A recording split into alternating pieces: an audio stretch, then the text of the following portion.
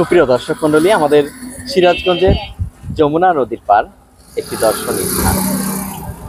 নিত্য নতুন মানুষের যেমন আগমন ঘটে, তেমনি নিত্য নতুন ফলেরও আমদানি ঘটে এখানে। আজকে আমরা দেখতে পাচ্ছি একজন ফল ব্যবসায়ী কিছু ফল নিয়ে এসেছে, কথা বলবো তার সাথে। ভাইজান, শুরুতে একটু আপনার পরিচয় জানতে চাই। আমার বাড়ি হচ্ছে মামুদপুর, সিরাজগঞ্জ মামুদপুর।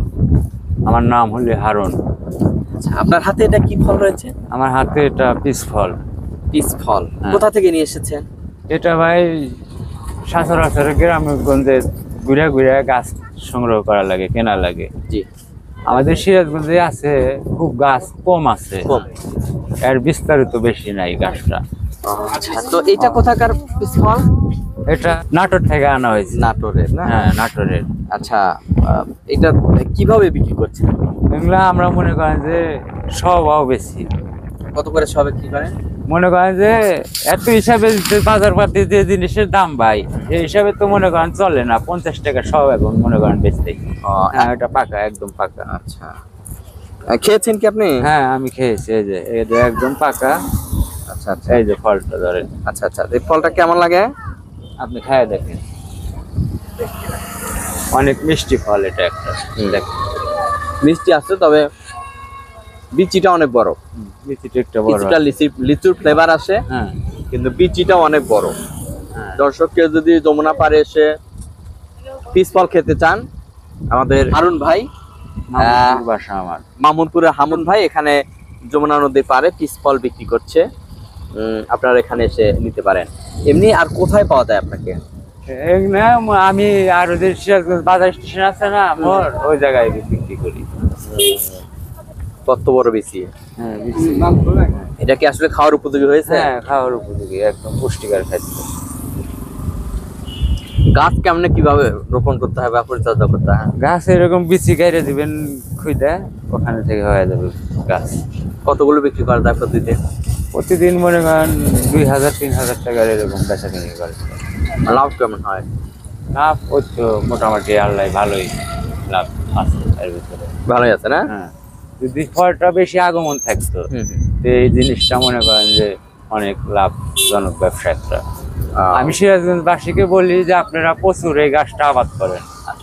আবাদ করলে আর ভালো আপনারা ফলমান পাইবেন। এটা খাওয়ার কি উপকারিতা রয়েছে? এটা খাওয়া মনে করেন ভিটামিন, আপনার জীবনে গালের দুই সাইডের গালতি ফাটবে না, বুঝছেন? আচ্ছা, ভিটামিন সি, বি, আয়রন, খান। আয়রন যুক্ত খাবার এটা। আচ্ছা, এতে প্রচুর আয়রন আছে, আপনার রক্ত ক্লিয়ার হবে। আচ্ছা, কতদিন পর ফল পাকে? এটা ফলটা 6 মাস পরে পাকে। কি মাসে ধরে সাধারণত? সাধারণত এটা চৈত মাসে ধরে। আচ্ছা, আর এই যে বৈশাখের পরে মনে করেন পাকে, জ্যৈষ্ঠী মাসের পরে পাকে। একটা মিষ্টি আর একটা পাঞ্চা।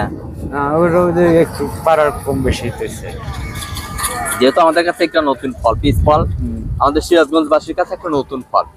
তো আপনি সবার উদ্দেশ্যে কি বলতে চান? আমি তো সবার উদ্দেশ্যে এটাই বলি যে মানুষ জানে এই জিনিসটা চাষ করে আমাদের সিরাজগঞ্জে, এতে খুব লাভবান, প্রচুর ধরে ভাইয়া। প্রিয় দর্শক, আমাদের সিরাজগঞ্জ কৃষি প্রধান এলাকা, যমুনা নদীর পাড়ে অবস্থিত। আমি তো প্রায়ই বলে থাকি আমাদের সিরাজগঞ্জের মাটি সোনার চেয়ে খাঁটি। সিরাজগঞ্জে আসলে বিভিন্ন ধরনের ফল ফলাদি চাষ হয়, পিস ফলটা হয়তো খুবই কম। আজকে আমি যমুনা নদীর পাড়ে এসে পিস ফল পেয়েছি। আমরা আমার বাচ্চা মেয়েদের জন্য কিনে নিয়ে গেলাম।